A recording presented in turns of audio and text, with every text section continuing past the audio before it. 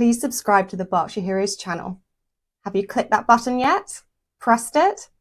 Thank you so much. Now on with the show. I'm Laura Blumenthal on the Berkshire Heroes podcast, and joining me today is Louis Roberts, a Reading-based autism awareness campaigner. Welcome, Louis. Hi.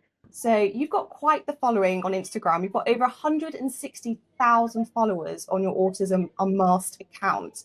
So I want to begin by asking, what motivates you to campaign around autism awareness, and what's your personal journey been living with autism yourself? I think my reason for advocating is because I found growing up there wasn't very many role models. I didn't really have anyone to look up to when it came to being diagnosed as autistic. I didn't really have many resources to learn about what it meant to be autistic, and how it would affect my life and other people around me. I kind of had to find that all out for myself. And I think I wanna be someone that other people can turn to and look up to in a way. And do you wish growing up there had been an account like yours, which is they have lots of viral videos, you've got a bit of humor there, it goes on to trends. Do you think that would have really helped you? Yeah, I do think so. I think that making it entertaining as well as informative is very important. And what do you think the misconceptions around autism are? What do you wish people would know? I wish that people didn't see autism as something to be fixed or something that's like tragic. I think to accept other people who are autistic and to raise awareness for people, because every day more and more people are being diagnosed as autistic. And I think we just need to be more inclusive and just be kinder to each other. And do you feel like over the last few years, there has been greater support and greater inclusion around autistic people? Or do you think there's a way to go? Do you think that services, schools, businesses could do a lot more? I think we've still got a long way to go. Yeah, I think there's so many things that could be said about this. Whether it's like hiring, employment, um, making sure that potential employees have their needs met. Schools, there could be more disability training for teachers and more understanding for other staff as well. I think like social clubs, I think social groups, um, even things like hospitals, staff training in hospitals, I think could be better for um, yeah, to help people with disabilities. And do you have any personal experience of where you think it's really gone right, where you've either engaged in a hospital or a school or a social club and think, actually, these people have been trained or they're being really sensitive or mindful of my needs? And also perhaps experiences where it hasn't gone so well.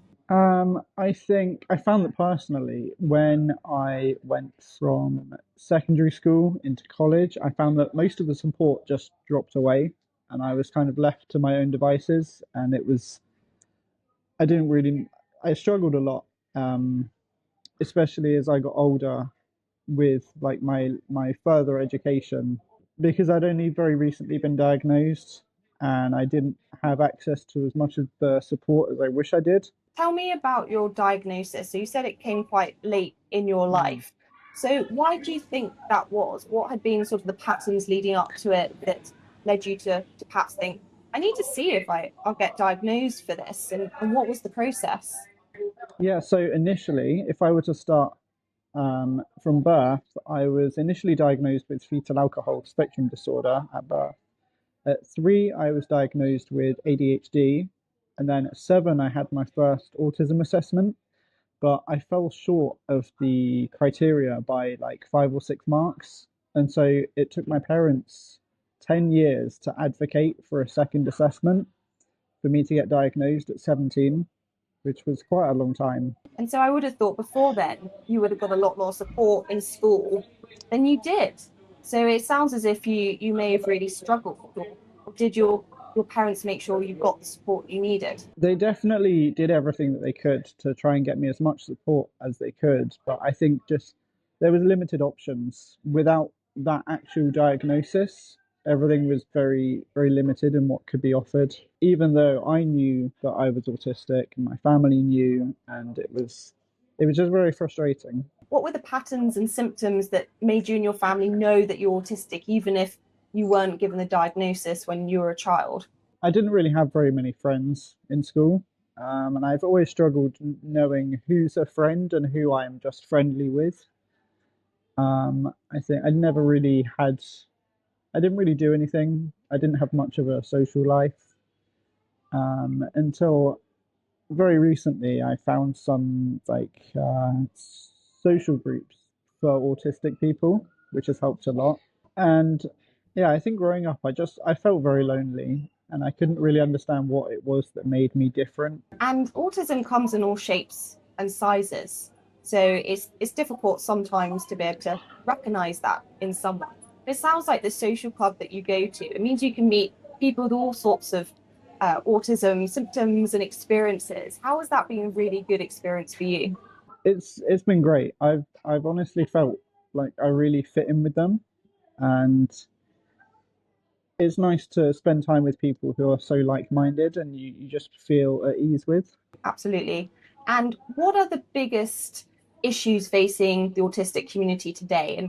And is there anything locally you can think of that can be done better or improved on? I think one of the biggest challenges facing autistic people at the moment is the wait times for the diagnosis and the criteria, which is still quite outdated. And there's also still quite a large stigma, which is affecting young people. I think if the wait times for the diagnosis were shorter and not like years and years, I think young people would be able to get diagnosed earlier and have their needs met. So you've got to wait years for a diagnosis. So if I had a child and I thought they might be autistic, I'd apply and I'd have to wait years for a diagnosis potentially. Yeah, yeah, That's it's crazy. crazy. Years. Is there an option to sort of a private diagnosis, or are there other avenues for people to go down for that?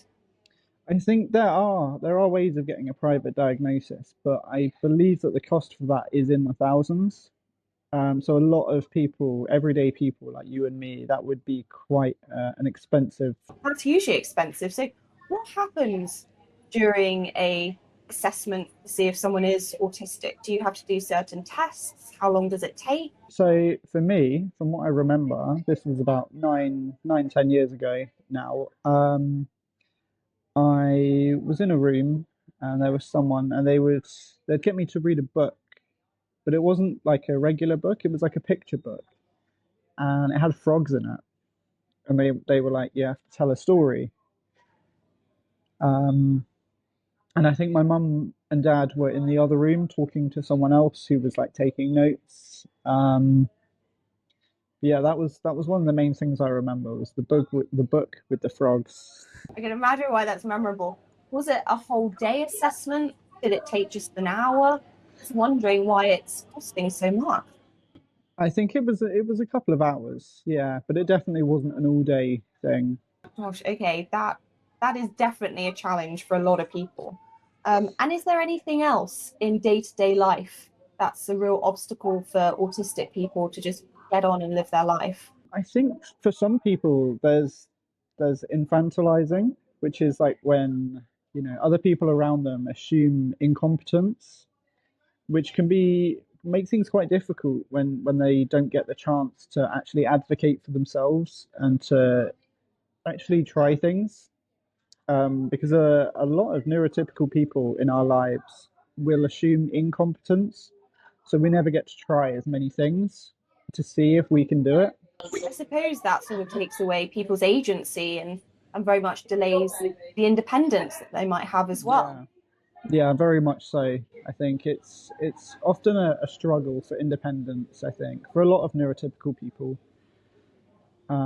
because that's something that we spend our whole lives working towards.